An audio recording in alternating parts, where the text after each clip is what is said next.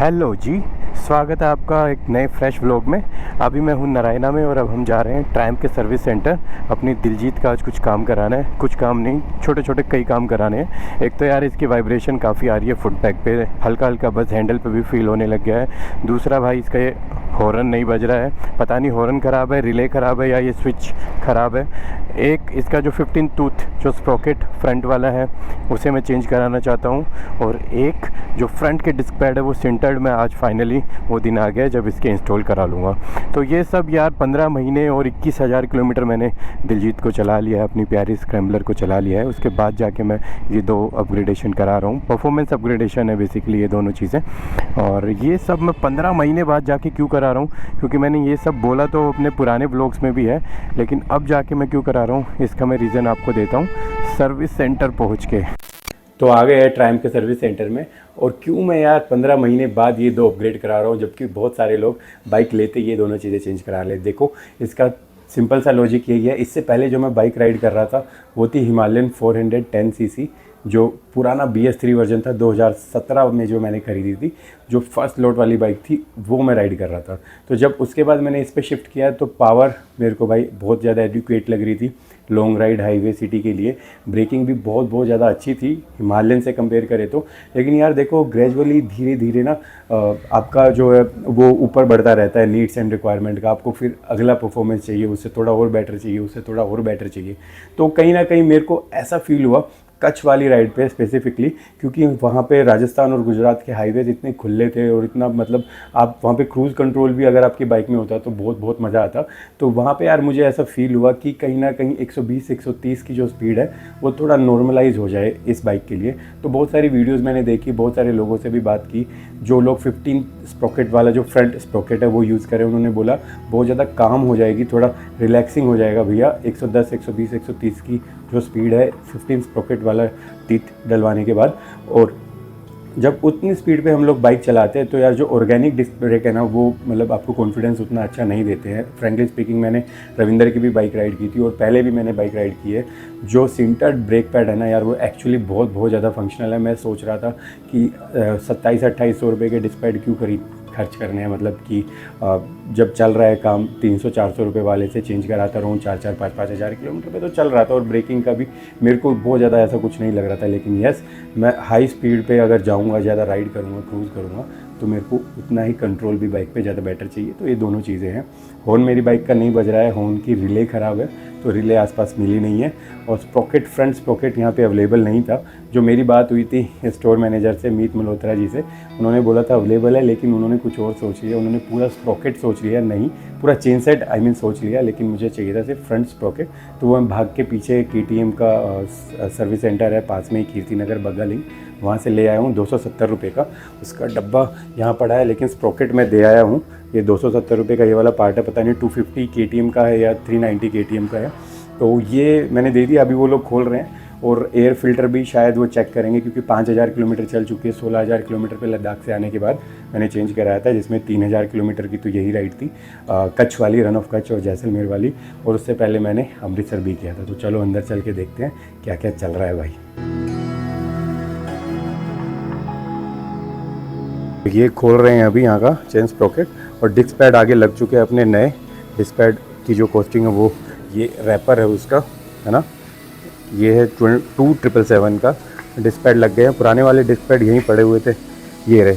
तो जो पुराने वाले डिस्क पैड है उनमें इतना कुछ तो सामान बचा था, मतलब ये मैं रख ले रहा हूँ स्पेयर में, मेरे को काम आ जाएंगे। ऑलमोस्ट 50% बचा था अभी स्टॉक 5000 किलोमीटर चलने के बाद भी। ये सेमी सिंटर्ड थे, ये सेमी सिंटर्ड थे। और ये स्टॉक वाले आपके? हाँ स्टॉक वाले, ऑर्गेनिक है मतलब।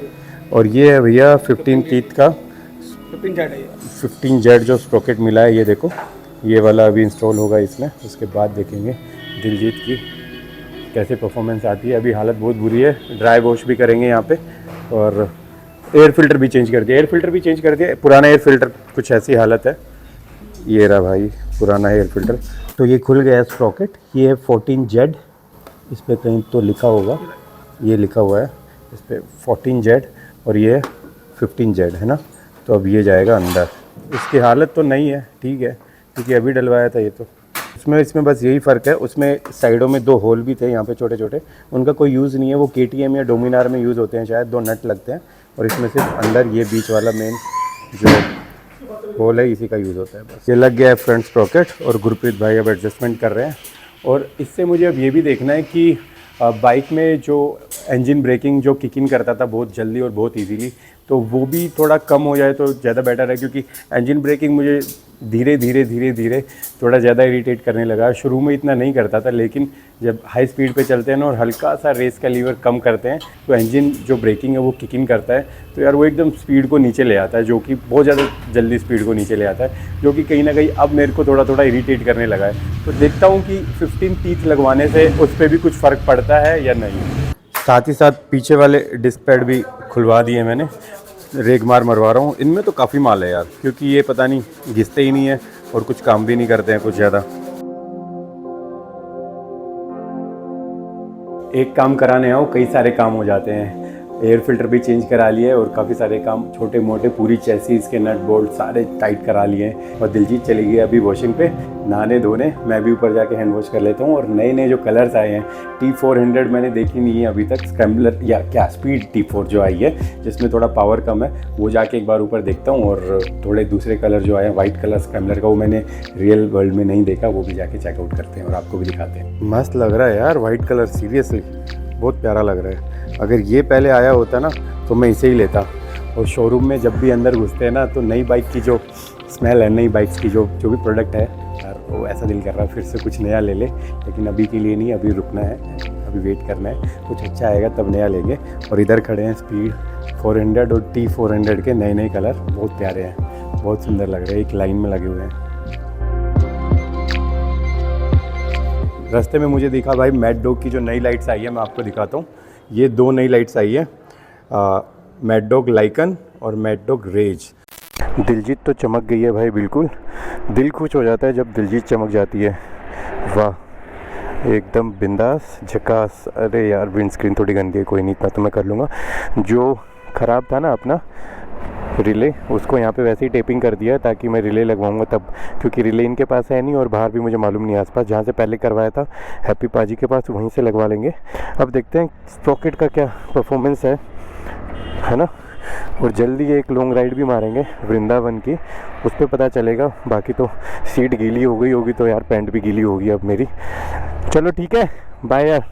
इनिशियल इम्प्रेशंस की अगर बात करूं तो यार चेन स्प्रॉकेट की वजह से बाइक थोड़ी सी ना काम हो गई है, थोड़ी सी कूल हो गई है, मतलब इजी चल रही है ट्रैफिक में ना।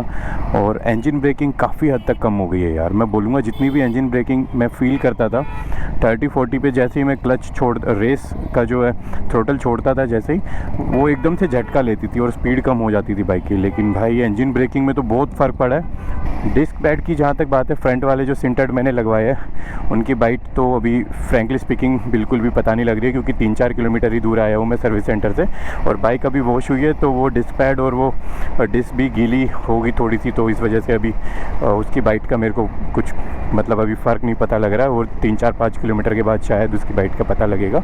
अभी देखो 6th गियर में है और स्पीड 60 की है। मैंने जैसे ही हल्का सा रेस को कम किया है तो नॉर्मल स्प्रॉकेट पे ना, जो स्टॉक स्प्रॉकेट है उस पर बाइक एकदम से स्लो डाउन होने लग जाती थी, इस पर नहीं हो रहा है भाई। सरप्राइजिंगली इंजन ब्रेकिंग बहुत कंट्रोल हो गया है इससे, और अभी के लिए तो अच्छा फील हो रहा है। डिस्क पैड फ्रंट वाले अब थोड़ा चार्ज हो गए हैं, थोड़ा हीट अप हो गए, शायद ड्राई हो गए होंगे, अब थोड़ा सा पता लग रहा है। लेकिन और थोड़ा 2-4 किलोमीटर के बाद शायद नहीं अब पूरा किक इन कर रहे हैं फ्रंट डिस्क पैड। ये देखो भाई अच्छे से पूरा मतलब पता लग रहा है, जैसे ही हल्के से ब्रेक ले रहा हूँ तो काफ़ी अच्छा फील आ रहा है, कॉन्फिडेंस आ रहा है। बल्कि बाइक का जो फ्रंट शॉकर्स हैं वो नीचे भी झुक जा रहे हैं, ये देखो, क्योंकि मैं उतने ही आदत से दबा रहा हूँ जितना मैं ऑर्गेनिक से था, तो इसका भी धीरे धीरे आदत होगा। हल्का पंच करने पे ही अच्छा बाइट मिल रहा है। हाँ यह सब हो गए हैं भाई, ड्राई हो गए हैं अच्छे से, अच्छा फील आ रहा है। वाइब्रेशन भी कम हो गई है। वाइब्रेशन के लिए यार उन्होंने नट बोल्ट तो पूरी बाइक के जो है टाइट किए हैं, चेसिस के, सस्पेंशन के, जो पिछला स्विंग आर्म है उसके। इसके अलावा उनके पास कोई सोल्यूशन तो है नहीं। सिंगल सिलेंडर है तो वाइब्रेशन बजिंग तो होगी, लेकिन काफ़ी फ़र्क पड़ा है। शायद चेन सेट का भी उन्होंने सेटिंग किया है, क्योंकि चेन सेट आउट था। एक छोटी सी चीज़ और ऑब्जर्व किया मैंने अभी, जैसे मैं 5th गियर में चल रहा हूँ और 60 प्लस 70 पे आ गया हूँ, अब जैसे एकदम से रेस दे रहा हूँ ना, फुल थ्रोटल मैंने दे दिया है, लेकिन बाइक भाई भाग नहीं रही है। जो 14 टीथ वाला स्प्रॉकेट था उसमें बाइक के इसी सेम सिचुएशन में 60 पे 5th गियर में अगर मैं रेस देता तो बाइक एकदम जाती थी। अभी क्या हुआ है, गियर रेशियो लंबी हो गई है, तो हो सकता है हाई स्पीड इसीलिए थोड़ा ऊपर तक जाके वाइब्रेशंस कम हो, थोड़ा सा काम डाउन रहे बाइक 120 या 130 पे। अभी इसकी गियर रेशियो तो बढ़ गई है, ये तो मैंने फील किया है अभी। तो गाइस कुछ बातें हैं जो मेरे को आप लोगों के साथ शेयर करनी है।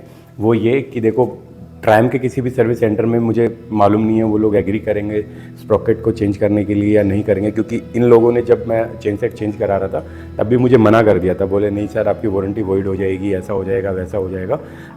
मैंने उस वक्त भी बोला था कि स्पीड वाला लगा दो, 15 टीथ वाला लगा दो, लेकिन उन्होंने मना कर दिया। तो फाइनली फिर बहुत सारे लोगों ने मेरे को इंस्टा पे बोला, मेरे को यूट्यूब पे कमेंट्स में सेक्शन में काफ़ी लोगों ने किया कमेंट कि भैया आप भी चेंज करा के देखो, काफ़ी ज़्यादा इंप्रूवमेंट आती है। यस, थोड़ा काम तो हो गई है, बाइक थोड़ा शांत हो गई है, लेकिन इसका यार एक्चुअली मैं अभी तैयारी हो गई है अगली राइड की, जो यहाँ से दिल्ली से मैं वृंदावन जाऊँगा, तो up and down almost 350 kilometre लगेगा। तो उस राइड के बाद ही मैं आप लोगों को बता पाऊँगा कि एक्चुअली कितना फ़र्क पड़ रहा है इससे या नहीं पड़ रहा है, क्योंकि सिटी की 15-20 किलोमीटर की राइड का यार इतना ज़्यादा पता नहीं लगता है फ्रैंकली स्पीकिंग। पावर का हल्का सा मेरे को जो है डिलेड लगा, पहले थ्रोटल को थोड़ा सा रिस्ट को ट्विस्ट करते ही बाइक एकदम जाती थी, लेकिन अभी उसमें थोड़ा सा डिले फील हो रहा है। अब कितना ये पॉजिटिव है नेगेटिव है, इसके लिए आपको मेरा नेक्स्ट व्लॉग देखना पड़ेगा प्रैक्टिकली, जहाँ पे मैं हाईवे पे और सिटी में भी इसे राइड करूँगा, तब पता लगेगा कि कितना मेरे लिए प्रैक्टिकली ये वाला जो अपग्रेडेशन करा है या जो चेंज करा है ये एक्चुअली मेरे लिए फिजिबल है, यूजेबल है। क्योंकि मैं मोस्टली अपनी दिलजीत पे सिर्फ और सिर्फ लॉन्ग राइड करता हूँ, सिटी में मैं राइड करता ही नहीं हूँ। सिटी राइड के हिसाब से तो काफ़ी काम हो गई है बाइक। फर्स्ट और सेकंड गियर का पहले पता ही नहीं लगता था, तुरंत थर्ड गियर पे पहुँच जाते थे।